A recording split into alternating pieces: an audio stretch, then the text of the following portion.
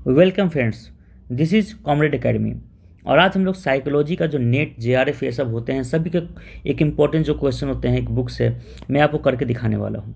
और यहाँ पर आप लोग से मेरा एक रिक्वेस्ट रहेगा कि आप लोग सभी का आंसर जो है वो कमेंट बॉक्स में करते जाएं ताकि आपको पता चलते जाए कि हाँ आपने आंसर क्या क्या लगाया है। ओके, तो हम लोग शुरू करते हैं बिना किसी देरी के, क्योंकि एग्ज़ाम में भी टाइम ज़्यादा नहीं है और यूजीसी नेट का जो एग्जामिनेशन है वो जून में ही होने वाला है।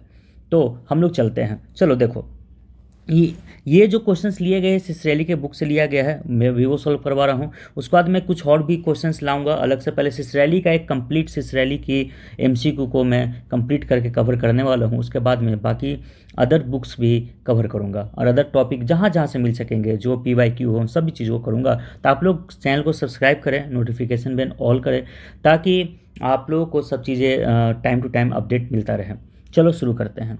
तो देखो, हमारा जो पहला क्वेश्चन है वो क्वेश्चन ये है कि psychology is a scientific in nature because.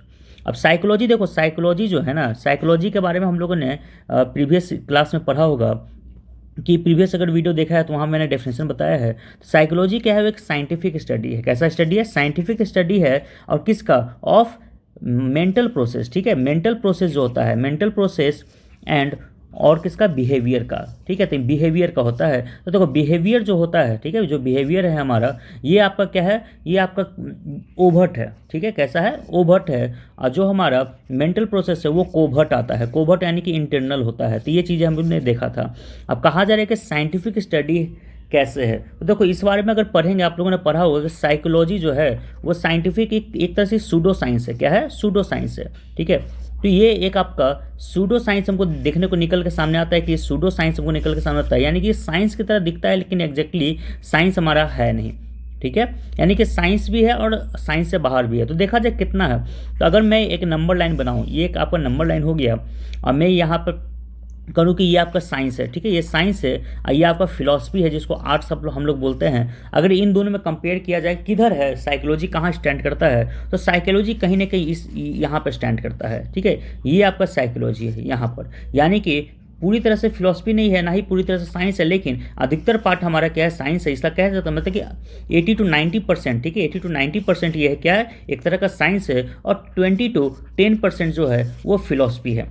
अब जैसे कैसे कैसे कि अब जैसे कि ड्रीम है, ड्रीम में आपने जो भी देखा उसको कैसे प्रूव कर सकते हैं कि ये हमारे रियलिटी से ही हमारे पर्सनालिटी को दर्शा रहा है या फिर कुछ भी। ठीक है, वो चीज़ है। अगर बच्चे की बात करें कि बच्चे के ड्रीम के बारे में पता आपको चल पाएगा? बिल्कुल नहीं चल पाएगा, क्योंकि बच्चा कैसा ड्रीम देखता है कैसा नहीं देखता है ये कोई नहीं जान सकता है। ठीक है, तो उस पर रिसर्च कितना भी करोगे आपको पता ही नहीं चलेगा ना। ठीक है, तो इस तरह से क्या है कि ये आपका एक प्योर साइंस नहीं बन पाता है। यानी कि जिस तरह से केमिस्ट्री है, केमिस्ट्री क्या है? प्योर साइंस है हमारा। ठीक है, फिजिक्स हमारा, फिजिक्स क्या है? प्योर साइंस है हमारा। बट हमारे पास अगर बात करोगे साइकोलॉजी की, तो साइकोलॉजी प्योर साइंस नहीं है, एक तरह का सूडो साइंस है। ठीक है, तो ये चीज़ें समझ में आ गया। अब यहाँ पे हम लोग ये देखने वाले हैं कि ये आखिर में साइंस जो है, क्वेश्चन का आंसर हम लोग देखेंगे क्या होगा। तो क्वेश्चन का आंसर क्या है? क्योंकि देखो अब साइंस में हमेशा साइंस तभी साइंस कहलाता है जब उसमें अप्रोच जो होता है स्टेप बाय स्टेप, यानी कि सिस्टमैटिक अप्रोच होता है। ठीक है, तो इसका आंसर क्या होगा? B, systematic approach. ठीक है, चलो अब चलते हैं नेक्स्ट क्वेश्चन पे। नेक्स्ट क्वेश्चन है कि हमें ये बताना है who form the basis of experimentation in a psychology. ठीक है, अब यहाँ पर ऑप्शन देख के ये मत घबराना कि एक्सपेरिमेंट की बात कर रहे हैं, अब वो ऑप्शन नहीं है जो ऑप्शन हमने पढ़ा है। देखो बात बताता हूँ कि पहली बार जो एक्सपेरिमेंटेशन जो हुआ था थोड़ा सा परसेप्शन को लेकर, किसको? परसेप्शन को लेकर जो किया था वो किसने किया था? वो ये फेस्नर किया था। ठीक है, गुस्ताव फेस्नर ने किया था। इन्होंने बहुत पहले कर रखा था। ठीक है, विलियम वुड से पहले ही इन्होंने सबसे पहला एक्सपेरिमेंट लाकर धर दिया था। लेकिन क्योंकि इनका जो पार्ट था एक तरह का फिलोसफिकल पार्ट था, साइकोलॉजी एक नया नाम हम लोगों ने नहीं दिया था और एक अलग लेबोरेटरी वाला चीज़ नहीं हम लोगों ने इस्टेब्लिश है इसमें तरीके से किया गया था। इस तरह से इनको श्रेय नहीं दिया जाता। विलियम वुड ने एक प्रॉपर तरीके से एक साइंटिफिक अप्रोच लेकर उन्होंने अलग किया था, इसीलिए साइकोलॉजी फिर साइंटिफिक अप्रोच में जाता है। ठीक है, तो सबसे पहला हमारा ये है। अगर बात करेंगे टिश्नर की, तो टिश्नर किसके हैं? स्ट्रक्चरलिज्म के हैं, जो विलियम वुड के शिष्य थे, यानी कि उनके स्टूडेंट थे। ये अमेरिका लेके जाते हैं। ठीक है, अमेरिका लेके जाते हैं आपको, ये स्ट्रक्चरलिज्म के ये होते हैं। ठीक है, अगर मैरी विंटो कालिन के बताया जाए तो इनके बारे में अगर बात हम लोग करें तो ये आपको, ठीक है, ये आपको देखने को मिलेगा कि यहाँ ये फोकस किए थे किस पे, सेल्फ पे, किसके, सेल्फ साइकोलॉजी पे इन्होंने फोकस रखा था, ठीक है। तो सेल्फ साइकोलॉजी पे फोकस रखा था इन्होंने। अगर विलियम जेम्स की बात करेंगे तो इन्होंने फंक्शनलिज्म को देखा था, ठीक है। जब स्ट्रक्चरलिज्म डिके होने लगा था तो उनको काउंटर किया था इन्होंने फंक्शनलिज्म की, हमें एक फंक्शन के रूप में देखना चाहिए, ठीक है, इस तरह से। और सुनो, जो फेचनर है, गुस्ताव फेचनर, इनको फादर ऑफ, ठीक है, फादर ऑफ या फिर फाउंडर ऑफ, ठीक है, साइकोफिजिक्स बोला जाता है। इस बात को ध्यान में रखेंगे। अगर आपसे पूछा गया फादर या फिर फाउंडर ऑफ साइकोफिजिक्स कौन है, तो उनका नाम होगा गुस्ताव फेचनर, ठीक है। चलो, इस तरह से हम लोगों ने देख लिया कि हाँ कौन कौन किसका, इस तरह से रिवीजन भी आपका होता चल रहा है, ठीक है। चलो नेक्स्ट क्वेश्चन पे हम लोग बढ़ते हैं। थर्ड क्वेश्चन में कह रहा है कि जो हमारा according to the JB Watson, ठीक है, जेबी वॉटसन के अकॉर्डिंग, एक मिनट, इसमें क्या हो गया, चलो हाँ, तो जेबी वॉटसन इसमें कह रहे हैं कि जेबी वॉटसन ने फोकस किया था, ठीक है, focus on the psychology should be.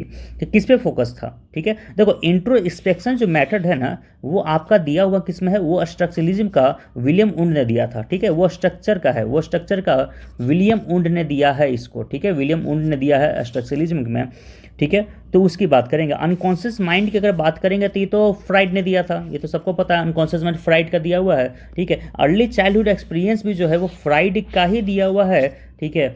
और बाकी लोगों का भी है, ऐसा नहीं है कि सिर्फ इनका ही है, बाकी अर्ली चाइल्डहुड इस पर आगे जाएंगे कॉग्निटिव में भी देखने को मिलेगा सब चीज़ें, तो वो चीज़ें हैं। अगर हम बात करेंगे सिर्फ और सिर्फ बिहेवियरिज्म का, जिसको जेबी वॉटसन ने दिया था, इसमें इन्होंने कहा था कि बच्चा कोई भी होता है वो ऑब्जर्व करके सीखता है, ऑब्जर्वेबल लर्निंग सीखता है, ठीक है, ऑब्जर्वेशन है। तो इसको लेकर हम लोग इस चीज़ को देखते हैं, ठीक है। तो इसका करेक्ट आंसर क्या होगा, ऑब्जर्वेशनल बिहेवियर, ठीक है। तो ये ऑब्जर्वेबल बिहेवियर होता है, तो ये फोकस था इनका जेबी वॉटसन का, ठीक है। चलो नेक्स्ट हम लोग देखते हैं फोर्थ में है ये कि who started the ego movement. Ego movement किसने स्टार्ट किया था, ठीक है। तो देखो, ईगो मूवमेंट हमारा, ईगो के बारे में हमें किसने बात किया, ईगो के बारे में हमारा फ्राइड ने बात किया था, ठीक है, फ्राइड ने बात किया था, बोला था ईड, ठीक है, ईड हो गया, ईगो और सुपर ईगो, ठीक है, इसके बारे में इन्होंने बताया था।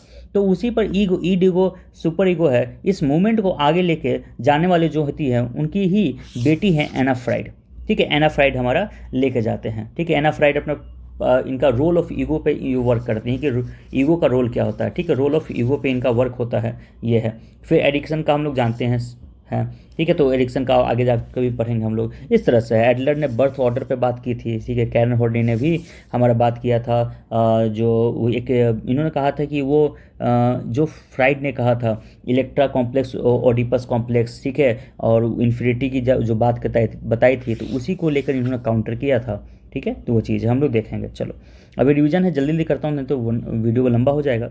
अगला है विच perspective focus on the influence of the unconscious mind over the conscious behavior।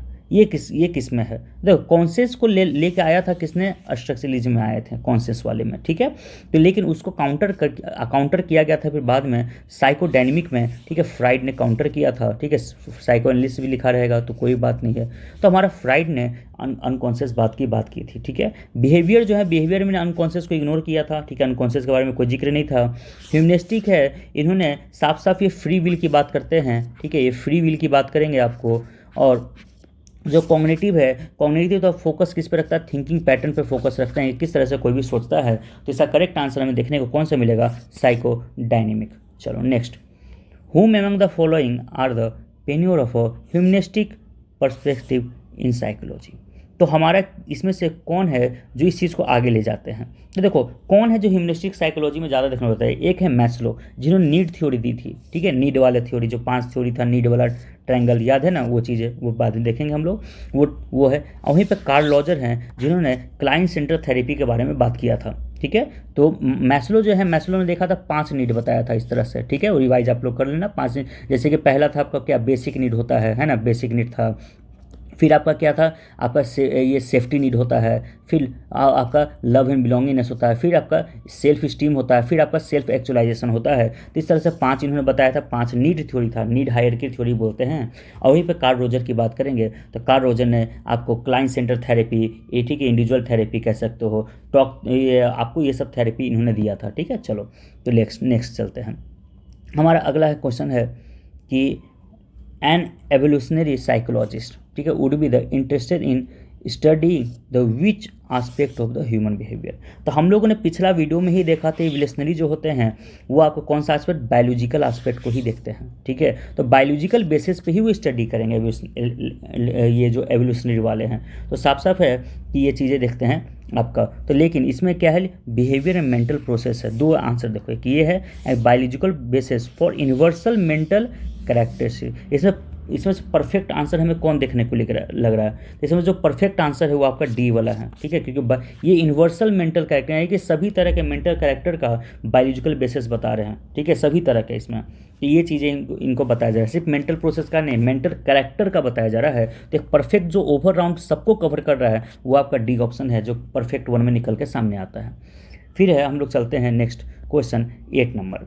8 number में देखेंगे कि which of the sub field, ठीक है, are likely to more basic research in comparison to applied psychology. तो अगर हम लोग देखेंगे कि कौन सा हमारा बेसिक रिसर्च है हमारा, तो देखो एक्सपेरिमेंटल साइकोलॉजी जो है वो काफ़ी बेसिक रिसर्च होता है हमारा, ठीक है। एक्सपेरिमेंटल साइकोलॉजी इसका करेक्ट आंसर होगा। तो इसमें हमारा एक फंडामेंटल साइकोलॉजिकल प्रोसेस हमको देखने को मिलता है, वो सब सारी चीज़ें हैं। तो बेसिक जो होते हैं ना एक्सपेरिमेंटल साइकोलॉजी में ही वहाँ से निकालेंगे। फिर बाकी चीज़ों में बाकी चीज़ें हैं वो नेचर में, ठीक है, अप्लाइड इन नेचर होता है कि कैसे कहाँ अप्लाई, जैसे एजुकेशन है वो कहाँ अप्लाई होगा, एजुकेशन कहाँ अप्लाई होगा, तो वो अप्लाई होगा आपको जहाँ पे एजुकेशनल फील्ड होगा वहीं पे अप्लाई होगा। तो ये अप्लाइड इन नेचर में कि अलग अलग नेचर पे अप्लाई होता है, कहाँ पे अप्लाई करो, इंडस्ट्री कहाँ, इंडस्ट्री में अप्लाई होगा, स्कूल कहाँ, स्कूल वाले में अप्लाई होगा। तो वो सब चीज़ें हैं। लेकिन एक्सपेरिमेंटल साइकोलॉजी कहीं भी अप्लाई हो सकता है, बेसिक है बाबू, ये होगा उसके बाद ही ये सब आ सकते हैं, है ना। तो ये सबसे बेसिक हमारा फर्स्ट है, तो कलेक्ट ये होता है। नेक्स्ट चलते हैं कि what do you call the professional who trained the understand the impact of environmental condition like poverty, drug abuse and mental disorder। इनको क्या बोलेंगे, ठीक है। तो देखो यहाँ पे बात हमको निकल के सामने आ रहा है। तो देखो पोवर्टी समझना है, पोवर्टी क्या है, सोसाइटी का है ना, सोशल प्रॉब्लम है। तो एक चीज़ ये सब चीज़ें देखो, ये सब कौन करता है, सोशल वर्क करता है, सोशल वर्कर करते हैं। तो इसमें ऑप्शन देखेंगे तो क्या आएगा, सोशल वर्कर तो हमको निकल के सामने आ गया, है ना। तो यानी कि आंसर तो यही होगा हमारे पास, निकल के सामने आ जाता है, ठीक है। तो ये अब देखो, अगर देखो साइकेट्री क्या करता है, साइकेट्री सिर्फ आपको एमबीबीएस का डिग्री होता है, मेडिसिन देते हैं, तो वो बायोलॉजिकल कैरेक्टर का साथ देखेंगे बिल्कुल। प्रोपर्टी वोटी तो ये तो लाइन ही नहीं देखना है उनको, ठीक है। साइकोलॉजिस्ट जो है, हाँ, वो आपको ड्रग एब्यूज जो है, मेंटल डिसऑर्डर वो सब देखेंगे। लेकिन प्रोपर्टीज उनका इन्वायरमेंटल कंडीशन से कुछ ज़्यादा वो नहीं देखेंगे उतना, ठीक है, क्योंकि वो उनको काउंसलिंग करने, क्लिनिकल काउंसलिंग अलग अलग करेंगे। लेकिन जो साइकेट्री सोशल, देखिए साइकेट्री सोशल वर्कर है, वो सोशल वर्क यानी कि प्रोपर्टी और सोसाइटी के इशू को देखेगा, ठीक है। साइको तो हमारे अनकॉन्शियस माइंड को देखते हैं। तो इस तरह से ऑप्शन हम छाट के भी आंसर तक पहुंच सकते हैं, ठीक है। चलो नेक्स्ट है 10th number question. A psychologist is interested in finding more about the situation which toddler, ठीक है, टोडलर आ गया, देखो ध्यान रखना इस सब चीज़ों का। Toddler like the throw tantrums, ठीक है, ये सब चीज़ें हैं। विच गोल द रिसर्च ऊपर ट्राइंग द फुलफिल। तो इसमें से कौन सा रिसर्च है जो इस चीज़ को करता है। तो देखो अब इसमें से देखो, इसमें से क्या है कि साइकोलॉजिस्ट क्या कर रहा है, फाइंड करना चाहता है सिचुएशन जिसमें टोडलर जो हैं वो कैसे काम करते हैं, ठीक है। तो चलो, तो इसमें देखेंगे कि अगर हम बात करें, ठीक है, अगर हम बात करते हैं तुम्हारा, तो यहाँ पे देखो कि जो एक्सप्लेनेशन है वो तो बात करेगा कि भाई ये करेगा कि कैसे हुआ है, ठीक है, ये कैसे हुआ, प्रिडिक्स, इसमें कोई बात नहीं, इसमें क्या एक तरह का बता रहा है कि हाँ बताता हूँ। उसके बाद हमारा देखने को मिलेगा कंट्रोल में कंट्रोल करता है, ठीक है, कंट्रोल में आके मॉडिफाई करने की कोशिश करेगा। डिस्क्रिप्शन में रीजन बताएगा, ऑब्जर्व बताएगा पूरा। प्रिडिक्शन जो है ये करेक्ट आंसर होगा। प्रिडिक्शन में ही हमें बताएगा कि कैसे वो प्रिडिक्ट करेगा कि हाँ कैसे किस तरह का वो बिहेवियर होगा उसका, है ना। अगर ये चीज़ें हुई तो प्रिडिक्शन है हमारा इसका आंसर, क्या होगा आंसर, प्रिडिक्शन।